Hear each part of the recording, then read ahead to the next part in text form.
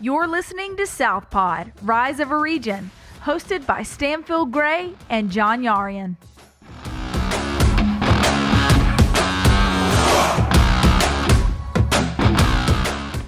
Stan, it's good to be with you. Good to see you, John. Always. Here we are. Well, I want to start in kind of a vague and hazy place, and that may come as no surprise to you. But I'm comfortable in that land. Okay, thank you. That's good. Thank you. I want to get to something that frames a lot of the conversations we have and a lot of the assumptions we make, and the arguments that go on around here, which is this idea of the South, which exists pretty clearly in my mind, but then as I try to describe it or really define it for somebody else, gets kind of hazy. I mean, when we talk about the South in the vernacular, when we reference being Southern or what it means to succeed in the South, it has a lot of different connotations, and I think we should figure out how we define that. What is included in the South? What is not? What does it mean to be Southern?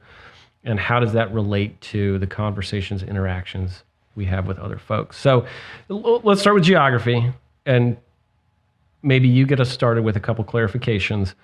What states, what region is the South? What's out of the South, and why?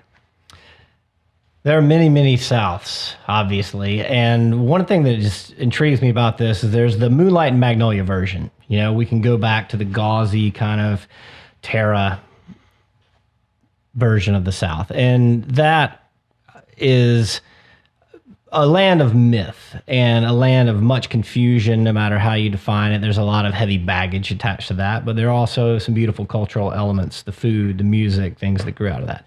And then there is the South. The Census Bureau defines it as 16 states plus DC often. We tend to drop Delaware. I don't know if a lot of Delawareans think of themselves as being in the South at this point in time.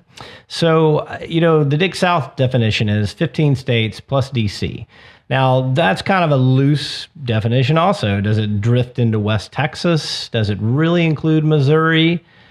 So I don't find any of those, the mythical version or the Census Bureau, the wonky version, necessarily that helpful. To me, today, the South is... Can you define that culture? Do you feel like you're a part of it? Like the South is like, when you say New York, you know what New York is. I think when you say the South, there are some elements that are very real and create a culture that a person could have an affinity for, feel like they're a part of, whether they grew up here or they moved here. And what I mean by that is the music culture, jazz, blues, rock and roll coming right out of the heart of the South.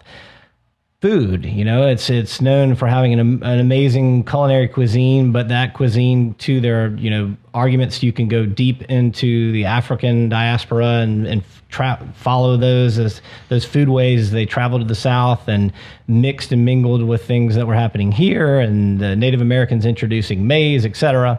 So even that's complex, but those complexities and to me are what makes the South so rich and crazy and interesting, is that the debate will never end, will continue. However, there are touchstones.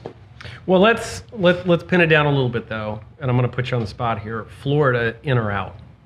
Northern Florida, in. Gainesville, north. Well, I would say Tampa, north, yes. So Tampa's in. Right, but then when you head south, it becomes a little more confusing. Miami would argue they're the gateway to South and Central America as well. As they should. And arguably many people in Miami have a deeper connection to New York than they would the South. Okay. However, if you made your way over to Coral Gables, you can see a lot of kind of historical elements that would still resonate with Southerners. Okay. So South Florida's out. Mid-northern Florida's in. Yes. What about all of Texas? Houston, absolutely in. Really? I would say, yes. I mean, Houston, I think, has such a strong connection to New Orleans. Yeah. Not that far. Austin, certainly to me, feels very Southern. I think the music, culture, and then it started, and Dallas, international city today, but I would think they feel like they're in the South. So you got a mid-Texas demarcation. There's some kind of longitudinal break off, and that has to do with connectivity to New Orleans and to the greater commercial central South. I mean, we just lose that as we go west. I think so, but I think Texans, their argument that they're a republic and sometimes feel completely separate from the U.S. is actually part and parcel of the South often thinking of itself as being something other than always perfectly aligned with the rest of the United States. Missouri. Now, I'm not sure I know anybody who would make an argument for Missouri to be considered Southern or Southeastern in any regard. I don't imagine you will either, right? I mean, can we dispense with that out of hand? Except the Southeastern Conference. I think Missouri joining that conference made things very interesting. It's like they're in the SEC now. What does that mean? They were always a border state, right? Okay. You're not buying it? No. Okay. I don't think we can. Does it matter if you pronounce it Missouri or Missouri? To them, it might. Yeah. To them, it might. Okay. I'm not going to look to the NCAA as my final rubric on really anything. I think. But wasn't Chuck Berry from St. Louis? Yeah. St. Louis. I always think of Chuck Berry as a Southerner. That's a more compelling argument. I have that. That's a more compelling argument. Yeah. Maryland. Maryland, yes, and no. To me, Baltimore doesn't feel like the South anymore. But I know that there are many parts of Maryland that have a strong connection to the South. And, that's Maryland, Northern Virginia, D.C. It's such a crazy melting pot now. I blame that on just the Beltway. Well, that's what I wonder about, though, is if we're secretly having a conversation about metropolitan areas, about the gravitational pull and the cultural influence of cities.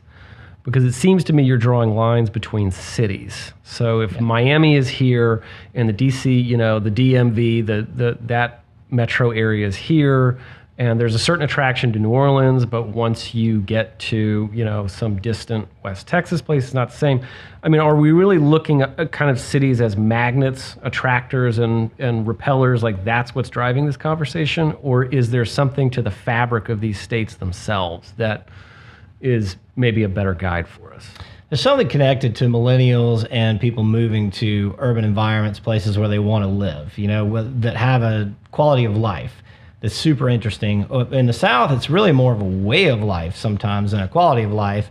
And maybe what we're really talking about is the mind of the South, taking it all the way back to W.J. Cash and this seminal work he wrote in the 40s.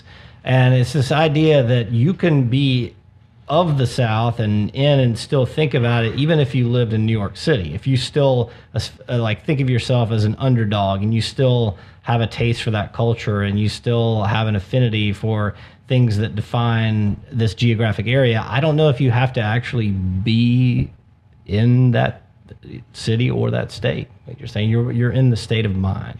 So speaking of that state of mind, and I'm going to run off some incredible generalizations, so apologies to everyone who's offended or maybe doesn't agree with this, but using a very broad brushstroke. So when you talk to folks from the Midwest, in my experience, they very much want to represent to you their work ethic. There's a self-effacing demeanor. It's not something that attracts attention to itself. It prides itself on accomplishments and, real activity. Right? It's about realness and authenticity. To me, it's Midwest.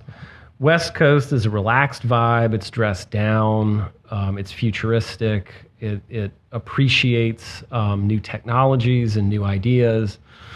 There's an energy to it that's a little less staid and a little more modern. Right? Again, being ludicrously generalistic. So you think about the Northeast and you think about something that's maybe slightly more industrious, more interested in finance. It's brash, it's confrontational, tells you what it thinks, But very obsessed with where did you go to college? Where's your family from? Sure. Much more than the West Coast idea of reinventing yourself by heading west. And that leaves us with the South, right? Or the South as a state of mind. So if those are the the hugely generalized, broad brushstroke descriptions of other regions, what does it mean to be Southern? Well, is that a construct of civility, politeness? Is it an appreciation of how things used to be done? Is it a slower way of life? And are any of these things that I'm saying not secretly pejoratives? I mean, is any of this exciting from an innovation or entrepreneurship standpoint, or are we just talking about a part of the country that's just economically behind? Is that code for that? It can be code for that, and especially in some rural areas. But historically, the South is known for hospitality, and it's known also for caring where you went to church. thinking about religion and where your family's from and who you're related to.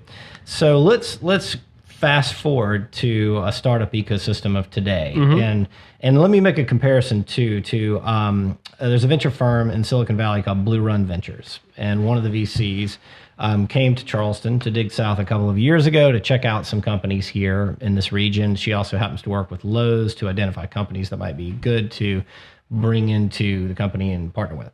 So anyway, I asked her, why, you're in the Valley, you can look at every deal under the sun. Why are you coming to the Southeast? Why is this interesting to you?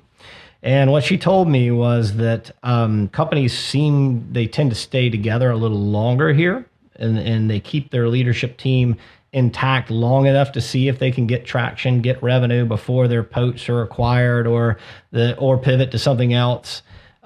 She thinks that hospitality and that graciousness does lend itself to people maybe being more open to thinking about problem solving, thinking about solutions in a way that may be more collaborative. So in the long term, maybe we're not popping off companies, we're not funding them as rapidly as they are in the Valley and perhaps Boston and New York, but maybe that incubation period or that time for ideas to come together, that the companies that do survive and do thrive out of that mix, that maybe there's some essence of the South or some ingredient that helps them do that, despite the obvious odds of less capital available, less talent, fewer top-tier universities. Yeah, I wonder, though, how much some of that is still really true. I mean, if you just look at the trajectory of the last, we'll call it 10 years, right? So this notion that there's less access to talent, I find that that's more and more occupied in kind of the serious hardcore engineering side of the equation. And I talk to other people who really, they don't have a hard time finding talent, or not different kinds of it, or even though they know they need to import it, the talent is more than willing to come here to the South for the quality of life, for the weather, for whatever else. So I wonder if that's one of the myths that are being exploded as people think about the idea of the South. Could be. I mean, if you look at the population growth in Charleston, Nashville, Atlanta, Raleigh, Durham, it would indicate, and these aren't just retirees coming south, they're not snowbirds. It would indicate that people are really excited about those cities, about the opportunities that may be popping up. Or it could indicate what I've heard you call it, John, the BYOJ, the bring your own job, which is fine for an entrepreneur. Those opportunities, you may have to create them yourself. So I don't know if I'm answering the question directly, but I think if you look at the population growth, the venture capital that is beginning to appear, angel investors, family funds, thinking of things like in Atlanta, for example, the Bridge community, there's that accelerator. Techstars decided to open an accelerator there. Comcast has an accelerator. Honeywell has an innovation center. And most of these things bubbled up in the last 3 to 5 years. And I can't imagine that there isn't some sort of movement afoot, whether that's conscious or unconscious, that the South is a good place to do business. It's not just warm and friendly and slow and the weather's nice. It's got to be a good place to do business, or that wouldn't be occurring. I think so, although there's an interesting or maybe ironic or overlooked side effect of that. And you look at Charleston, where we're sitting today having this conversation, which is growing. It's now the largest city in South Carolina. Huge influx of talent for all different ages. These folks aren't Southern. They're like me. I mean, anybody listening to this can tell I don't have a Southern accent. I can't self-identify authentically as Southern in my roots or my upbringing. I live here now. So as the population in a city like Charleston shifts to become more national and even global, as it imports talent from all over the world, does the city itself in its success become less Southern at the same time? In that the qualities you reference, maybe we can adopt, maybe we have an idea of it, there's a mimic or a nostalgia, but as it takes root in its very own success, it becomes less Southern. So John, to answer your question more directly, I don't think it's necessarily that, as a Southerner, I don't think that I'm hoping to convert everyone and that magically they're going to be in and of the South. At the same time, I want to preserve the quality of life and the things that are beautiful and nice, but I am more personally driven by opportunities here for myself and for my children and the next generation. And what I mean by that is when I graduated from the University of South Carolina in 1992, if you wanted to work in emerging media, if you wanted to work in exciting jobs, if you wanted to go into technology, places where companies were growing and scaling, you had to leave the South. You had to leave Columbia, had to leave Spartanburg for opportunities that were truly scalable globally. And out of that frustration, many of my friends moved to San Francisco, New York, other locations. Fast forward 25 years. And I think that today, the excitement that is being driven in part by people willing to move here from other locations, seeing those opportunities here, and providing those opportunities for us to partner, collaborate, raise capital, recruit talent, all those things, to me are so exciting that I don't think it matters if they think of themselves as being in and of the South. I think over time you will become that. The next generation will probably think of that, but they won't view it through that gauzy lens I mentioned earlier. They'll have a different take on it, and my hope is a much more open and global take, and that they will be more viable as a business person, but also embrace the culture of hospitality and the culture of the arts and creativity. So we've drifted into the fundamental argument for Dig South. I think we've kind of moonwalked into the origin story a little bit. So if this premise exists and you believe in it and you're passionate about it, and we know each other and have been in contact about this for years, and I can share my experience of it, and this is something I've heard from you and witnessed over the years, but having felt this way and seen that opportunity, it seems like, it appears, what was missing was a dialogue like this about it. In other words, an intentional, self-reflective attempt to get our arms around what this is and who we are in it together, a regional perspective. Is that fair? Am I putting words in your mouth, or is that part of the original impetus for inviting people to get together to talk about what it means to be Southern and trying to be successful? It's absolutely fair, and there are two main pillars of that, or things that drove me to want to start Dig South. Number one was I went to the Ad Age Digital Conference in New York in 2011. I was very inspired by the content, what was happening, cloud computing, mobile technology, social media, and it was all about to explode. And it was quite obvious if you got out of Charleston, out of the South, and went and saw it for yourself in New York and San Francisco, the wave was coming. So when I returned, I thought, well, once again, the South's going to get left behind and take 20 years to adopt all this, and we're not going to start the companies, and we're going to just work for companies that are headquartered somewhere else, where the money, the bulk of the money and the decisions are made 1,000 miles from here that impact our local community. What can we do about that? Well, I work in technology and in marketing. I've run events, and what I know how to do, or the problem that I can help solve is creating connectivity between leading brands and companies based here in the region, between investors and entrepreneurs looking for capital, and put them all in a cool place and let them interact and just see what happens through those collisions, through that spark. So that's part one. Part two was, what about the talent that is here? And the talent that's leaving, what would it take to inspire them not to leave or to return in a big way?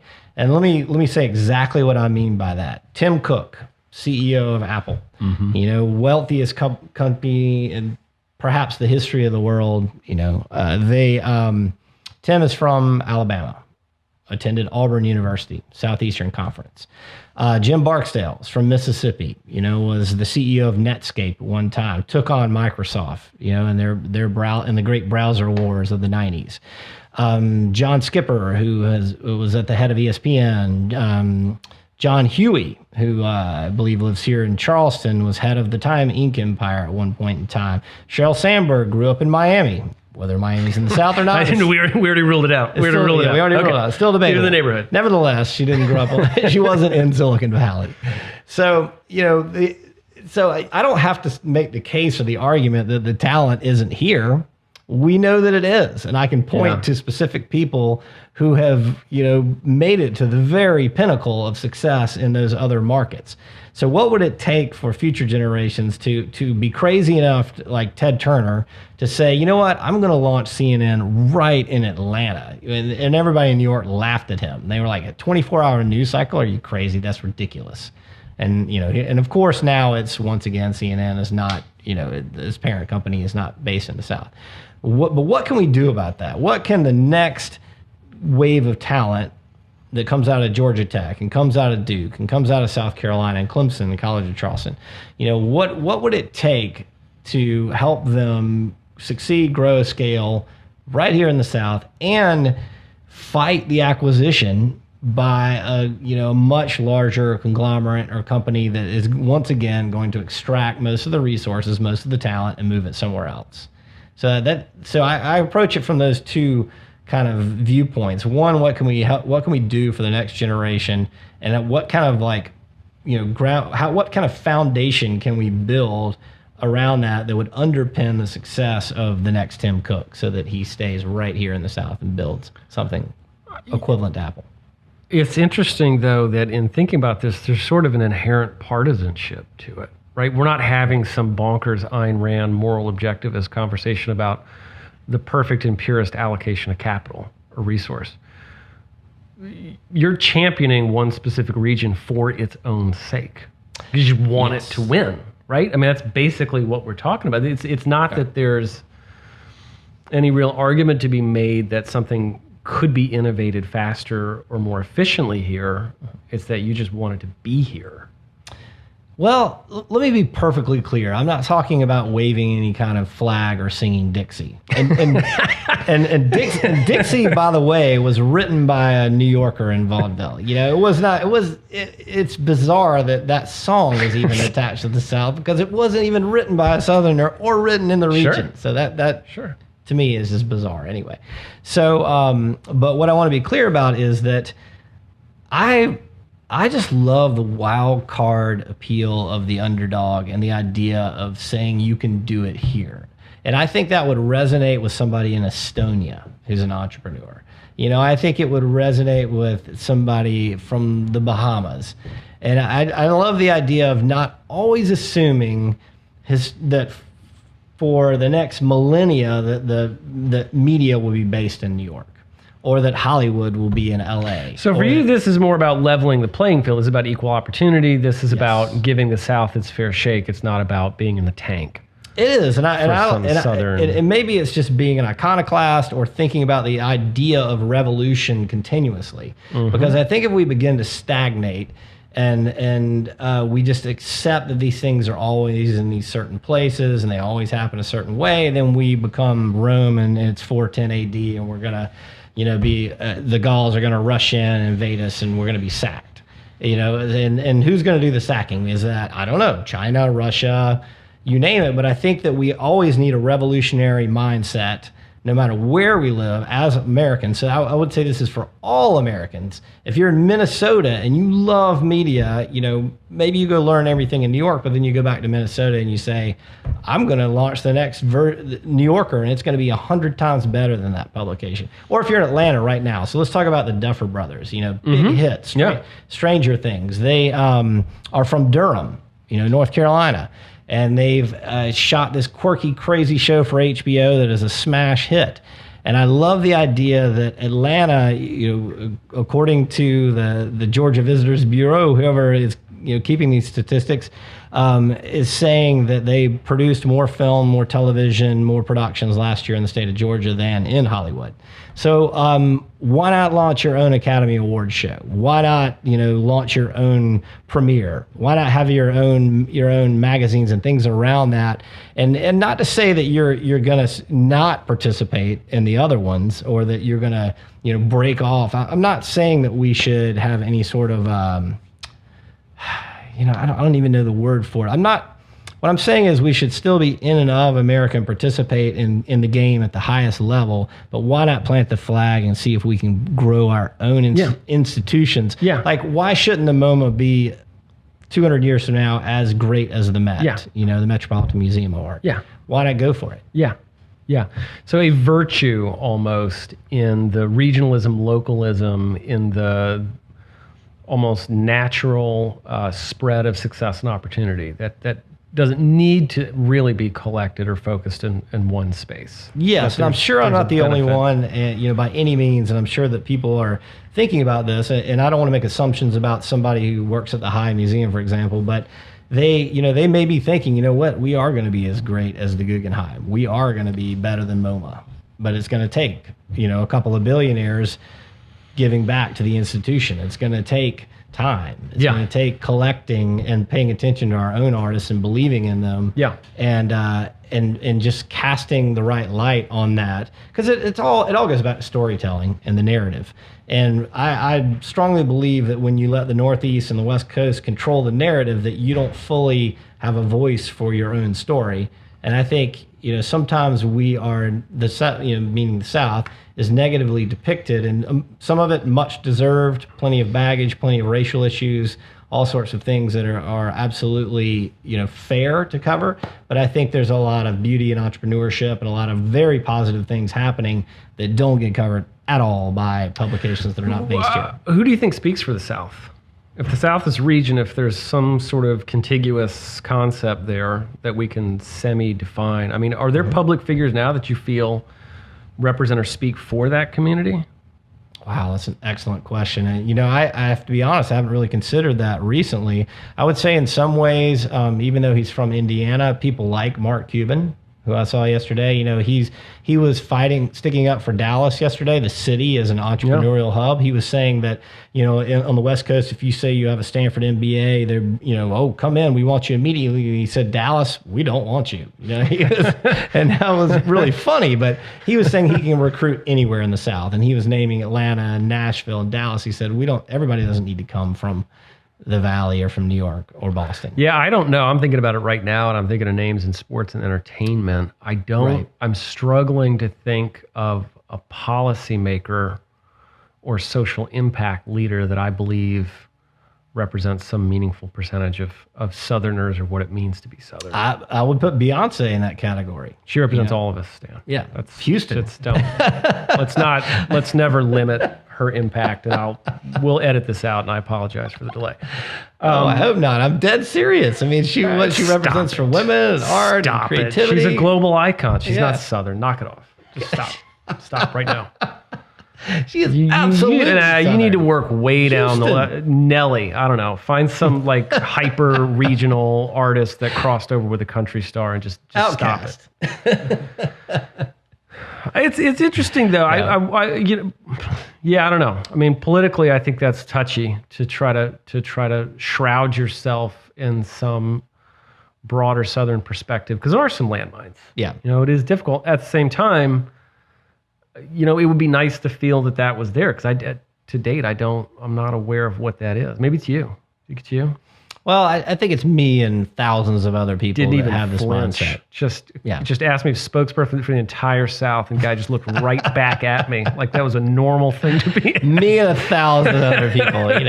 I think if you were, the Center for the Study of Southern Culture at Ole Miss, or many of these other institutions, the University of North Carolina also has a Center for Southern Studies. My experience there when I got my master's was this idea, and people often make the assumption that I was studying only the past, studying history, civil rights era, Civil War, etc. I did not view it that way, and I still don't. I view it as I am studying the South in real time, and where I live and where I would like to go and where I would like to see it evolve into. Where, I would like to see the best of the South become its absolute, I'm at a loss for words, but I would say if it could come to full fruition and become exactly the very best it could possibly be, I would be excited about that. I know that's not eloquent. But. No, it's not. Let me confirm that independently. It's not eloquent. I think most people very particularly view Southernness or the question of the South to be a historical question inherently. It is a question of historiography or historic experience. I don't know that we have a dialect for Southernness as a lived experience or Southern futurism. if I can coin a phrase that no one will ever say again. But there you have it. I'm a Southern futurist. I believe in it. You know, you are. Okay, let me give a couple more examples that address exactly what you're talking Sure. about. So maybe we're forever doomed to the best of us are going to be expats and exported to the world in different capacities. And so I think of like John C. Fremont. Attended the College of Charleston, went out west, became this kind of legendary frontiersman, and was the first candidate for the Republican Party. For president, first nominee. Did not win the election, but he was, an abolitionist. And he probably had some thoughts on being in Charleston and being in the Southeast that were less than popular at that time. I'm being diplomatic, of course, but he, being an abolitionist, being the first candidate, heading out west, and he became the governor of Arizona, I believe, or the senator. I don't know, it's escaping me at the moment. But, I put him, I just see the whole evolution of Fremont all the way to Tim Cook. And I think surely there's a way that the next generations can escape this kind of prison of the past, or it always being about this story and this narrative. And so Southern Futurism, I think we just founded the study, founded the Center for Southern Futurism. And I know Tim Cook is sick to death of those John C. Fremont comparisons, and it's tired. It's played out. It's got to drive him crazy. Well, we were gonna get to a couple of things. We'll say we'll do this again and talk about measuring the South. What are the indicators that tell us about its growth and expansion? We will hopefully hear from some of you and get some feedback on our boundaries of the South, which we agreed on pretty quickly. I have a feeling some folks will differ with, and get into some other topics. But Stan, thanks. Any last words, final comments? Thanks, John. I promise to be prepared with more wonky data next time. This was more of a gut check, kind of an anecdotal, fun way to dive in. Test the water. I'm sure that we can find a few more rocks to turn over and see what kind of salamanders are crawling around. Well, if you're going to talk about Bay, let's be respectful. Yeah. Okay. That's true. Thanks. Okay. Thank you for listening to Southpod, Rise of a Region, where innovators dish on success, failure, and a rapidly evolving South.